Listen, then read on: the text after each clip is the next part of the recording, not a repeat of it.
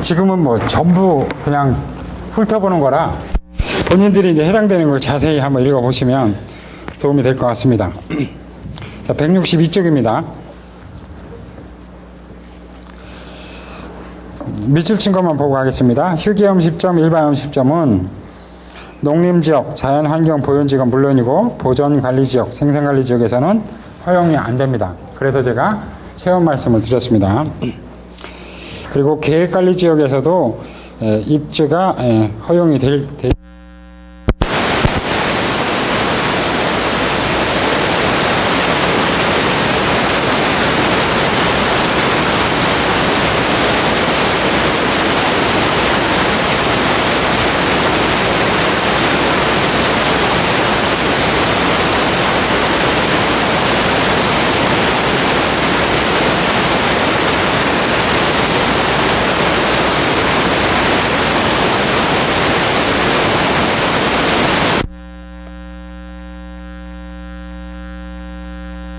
내용이 있고요. 그 다음에 상수도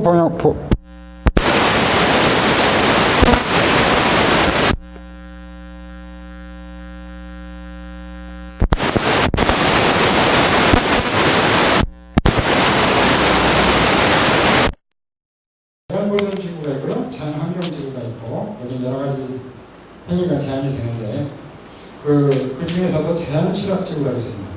보존구역 안에도 사람들이 밀집해서 사는 데는 또 일부 허용이 됩니다. 음식점, 숙박시설이 허용이 되고 공원법에 대해서는 별도 규정이 없지만 민박은 가능하다. 대개 공원은 뭐 대부분 할 수가 없죠. 그런데 민박은 제한 없이 이루어진다. 그런 내용이 있고요.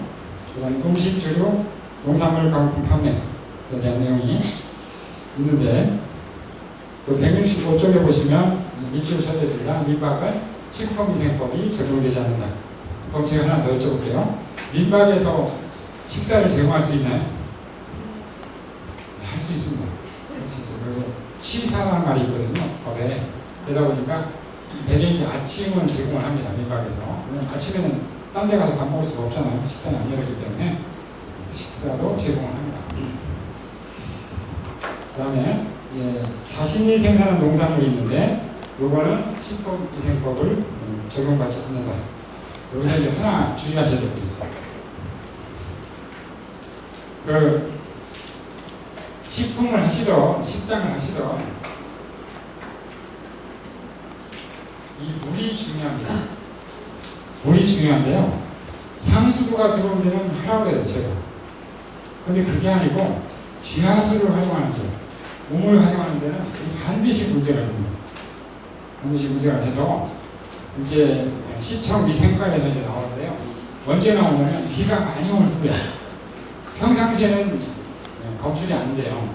평상시에는 나오면 다 식용으로 허락이 되지만 비가 많이 오고 난 다음에 가서 나오면 배벽이 다릅니다. 그래서 영업정지를 당할 수가 있습니다. 그래서 상수도가 제공되는 데가 아니면 식품 쪽이나 이런 쪽은 주의를 하셔야 됩니다. 유의를 하셔야 된다.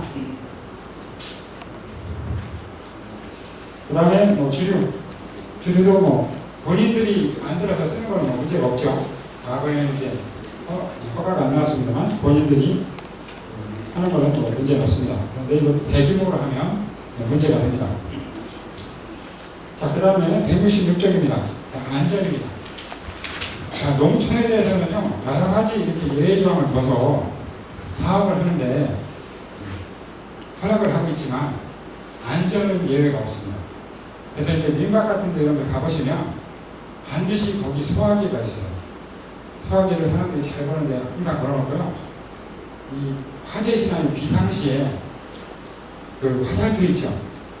그걸 해놓으셔야 됩니다. 비상구 해서 그럼 반드시 해놓으시지 않으면 나중에 이게 커지면 그때 문제가 생깁니다. 그걸 했느냐 안 했느냐에 따라서 처벌이 이제 달라집니다. 달라지기 때문에 안전에 대해서는 예외가 없다.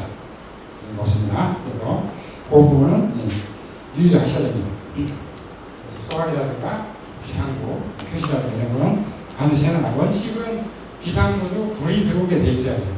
방에 불이 들어오게 돼 있어야 되지만 사실 농촌에서 불이잖아요. 그러니까 그렇지는 않더라도 한강으로 해서 화살을 표시해놨거나 이렇게 해놓으시면 될 것 같습니다. 그 다음에 그 뒤는 뭐 제도 개선에 대한 얘기인데요. 제가 그냥 넘어가겠습니다. 169쪽입니다. 그 농지 전용 부담금에 대해서 지능 안과 지능 각기 있는데요. 이게 대부분 100%라고 볼 수 있습니다만 조금씩 다릅니다. 달라서 해당되는 거에 따라서 다르기 때문에 그 부분은 본인들이 이제 어디에 해당되는지 살펴보시면 좋을 것 같습니다. 50짜리도 있습니다. 50짜리도 있으니까 보시면 될 것 같고요. 그 다음에 179쪽입니다. 자, 민속주. 민속주 농민들은 어디 가서 우리가 등록을 하는 거죠? 술을 만들어서 빚는데 자신이 있다. 이 3대 계속 술 빚는데 내려온 그런 전통이 있다. 농림축산식품부에서도 등록을 할 수 있고요. 그렇죠? 그렇습니다. 그렇지 않으면 세무서에 가서 등록을 하셔야 돼요. 주류면허는. 근데 저는 가급적이면 안 했으면 좋겠어요. 이 주류면허가 되면 이 주류면허는 매년 세무조사를 합니다. 농민들이 견딜 수가 없어 하더라고요. 제가 양평도 갔더니 거기서 이제 포도나 이쪽을 많이 하시는데 이제 재고를 쌓이면 어떻게 할 수가 없으니까 포도주를 생산을 했는데 후회를 많이 하시더라고요. 매년 세무조사 나와서 병 뚜껑 확인하거든요. 일반적으로 딴 거는 팔 때 세금을 낸다만 술은 반출할 때 세금을 냅니다. 그래서 제주 공장에서 떠나기만 하면 팔던 안 팔던 세금을 내셔야 됩니다. 주세를 내셔야 되다 보니까 그걸 매년 나와서 수불부를 체크를 하더라고요. 국세청에서 그런 애로사항이 탁주 같은 경우는 뭐 거의 뭐 개정안에서는 부수를 폐지하고 완화시켜주는 그런 면이 있습니다. 그리고 농민 그러면 그분들은 생활에 안정이 돼 있는 분들이에요. 이 농산물은 수출을 하면 보조금이 상당히 많습니다. 딴 이 공산품에 비해서 보조금이 상당히 많기 때문에 수출까지만 여러분들이 하시려고 그러면 한번 도전을 해보시는 것도 괜찮아요. 그래서 대부분 어떻게 하냐면 수출할 때 원가로 수출합니다. 우리 생산비만 딱 계산해서 원가로 수출하고요. 보조금으로 다 보전을 받더라고요. 보니까. 그런 것도 한번 생각해 보실 필요가 있다. 자, 그 다음에 183쪽입니다. 세법입니다. 세법.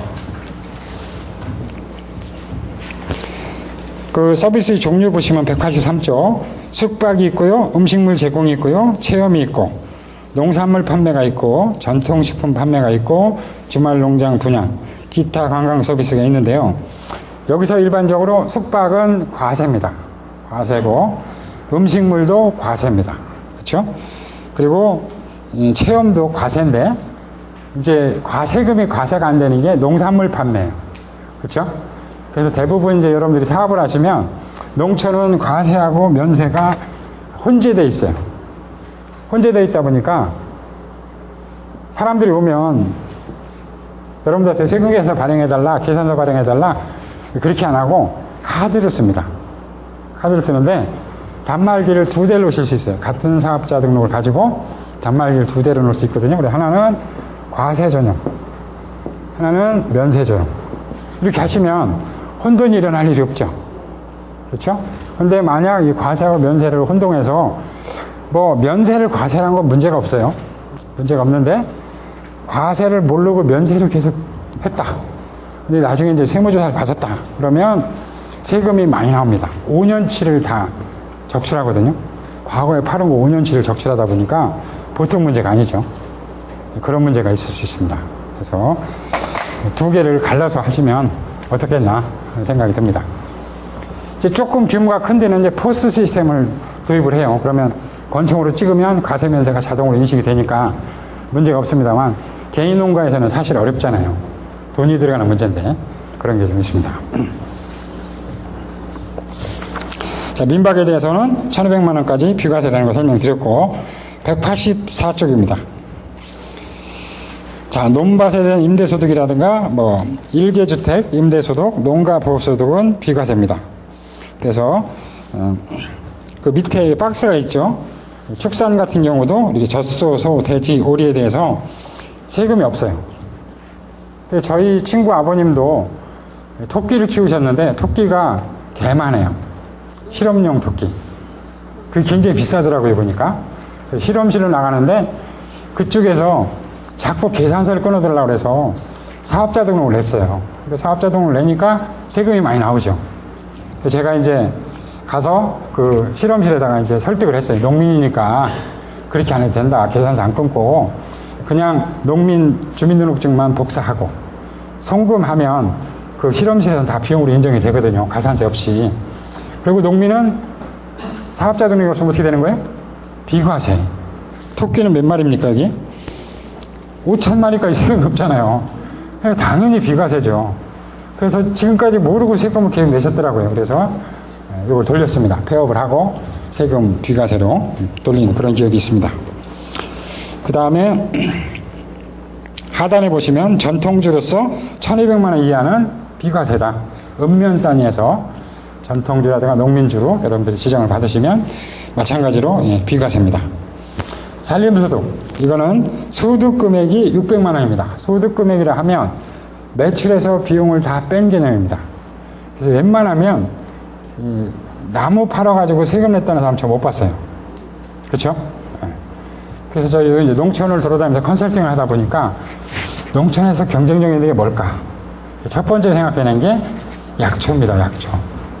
그래서 전남 화순에서 약초관에서 한번 저를 불러줬어요. 그래서 가봤더니 최소 약초 하시는 분 중에서 가장 짧은 분이 15년 하셨더라고요. 그래서 제가 참 상당히 긴장을 했습니다. 약초가 좀 괜찮고요. 그 다음에 괜찮은 게 조경입니다. 조경이 괜찮은데 조경도 여러분들이 직접 하시면 생산이 있지만 조경업자한테 팔면 돈 별로 못 받아요. 지금 같은 경우 소나무 가격이 굉장히 내려가 있죠. 내려가 있습니다. 그래서 그걸 직접 할 수 있는 거를 여러분들이 한번 생각을 하시면 조경도 괜찮습니다. 그 조경 같은 경우는 산 위에 있는 거랑 땅에 있는 거랑 차이가 뭐예요? 가격이 많이 차이 납니다. 네, 그래서 도로변에다가 심으셔야 돼요. 조경은 산에다가 하면 얼마 못 받습니다. 가져가기 쉽게끔 그렇게 하시면 될 것 같습니다. 네, 민박 설명드렸고요. 7개 방 이하. 그래서 연간 소득금액이 2천만 원. 그러니까 소득금액이라 하면 매출에서 비용을 뺀 거니까 한 1억까지는 세금이 없을 겁니다. 1억까지 세금이 없으니까 민박도 그렇게 하시면 될 것 같고 186쪽 하단입니다. 사업하실 때 여러분들이 가장 먼저 보셔야 될 게 제가 하고 있는 아이템이 인허가 사항이냐. 그렇죠?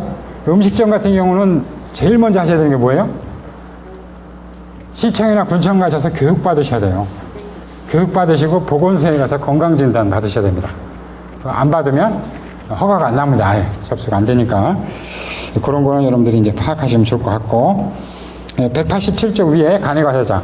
우리가 사실은 부가가치세가 과세되는 거라 하더라도 농촌에서는 별로 걱정 안 합니다. 걱정 안 하는 게 간이과세자로 등록을 하면 부가세 부담이 거의 없습니다. 거의 없으니까 한 3% 정도 부담하시니까 세금이 거의 없는 거예요. 그렇게 해서 간이과세자를 많이 이용하시면 되겠다. 단 유의해야 될 게 가공업 하시는 분들. 이 가공업 하시는 분들은 제조업이라고 그랬죠, 제가. 제조업한 사람들은 간이과세자가 안 됩니다.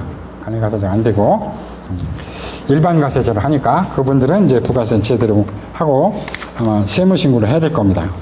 그 내용이 여기 있습니다. 189쪽 과세와 면세의 구분입니다. 이게 쉽지가 않아요. 그래서 대원칙은 어떻게 되냐면 1차 농산물은 다 면세입니다. 면세고 요거를 가공하면 과세예요.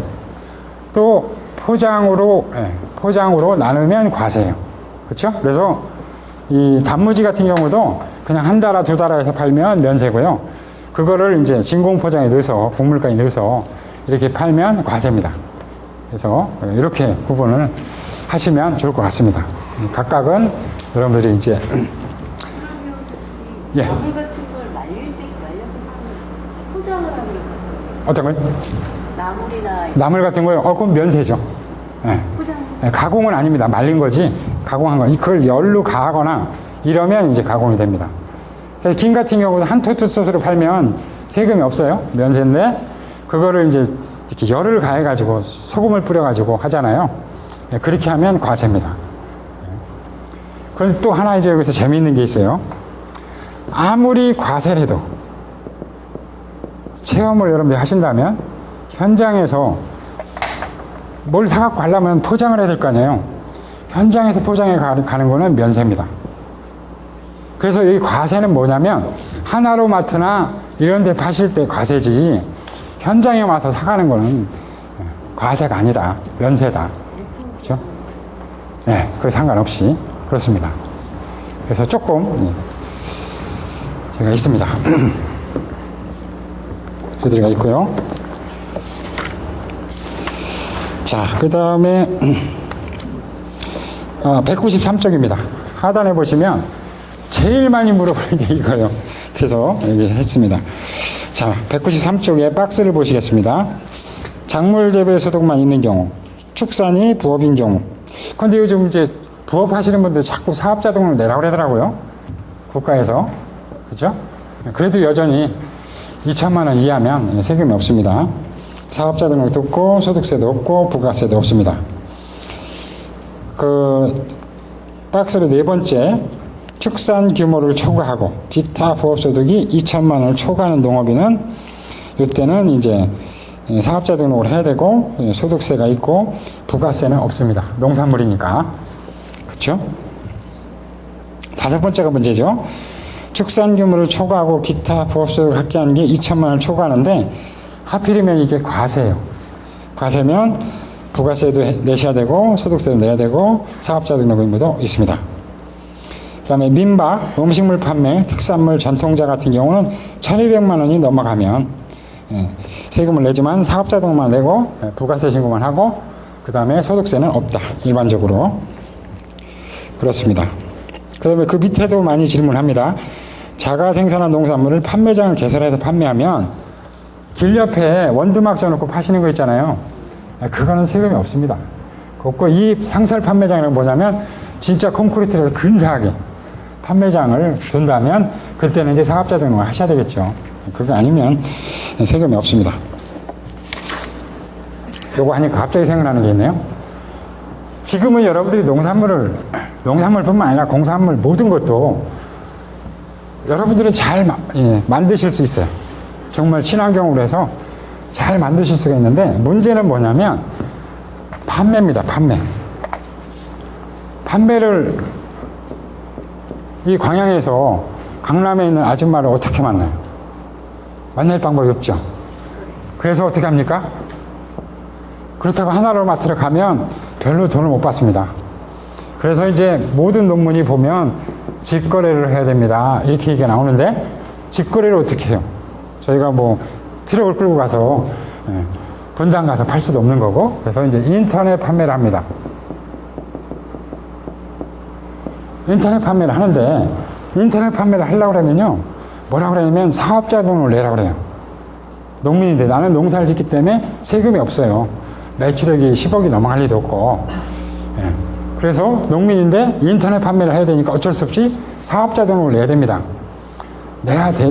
그래서 사업자 등록을 내시더라도 여러분들이 여전히 농산물을 판매하시는 거라면 농민이에요. 세금은 없어요. 세무서에서 혹시 왜 사업자 등록 내셨는데 세무신고 안 합니까? 그러면 저는 농민입니다. 농민이라는 입증하면 돼요. 농지원부 가지고 가고 사진이라도 찍어서 이렇게 농사 짓 수 있습니다. 이렇게 설명을 하면 그 다음부터는 이제 안내문이 안 날라와요. 아, 농민인데 할 수 없이 인터넷 판매하려고 하는 거구나. 이렇게 생각하기 때문에 그 다음에는 이제 괴롭히지가 않습니다. 이제 여수 같은 경우도 보니까 꽃문화를 하시는데 사업자 등록을 냈어요. 모르고. 근데 체험으로 냈어요. 근데 실제로 그분들이 하시는 게 뭐냐면 묘목을 키워가지고 팔더라고요. 그 오신 분들한테 허브차도 하나 드리고 묘목을 팔더라고요. 그러면 이 사람들은 임업입니다. 임업. 그죠? 임업 하시는 분들은 부가세도 없고 당연히 소득세도 없어요.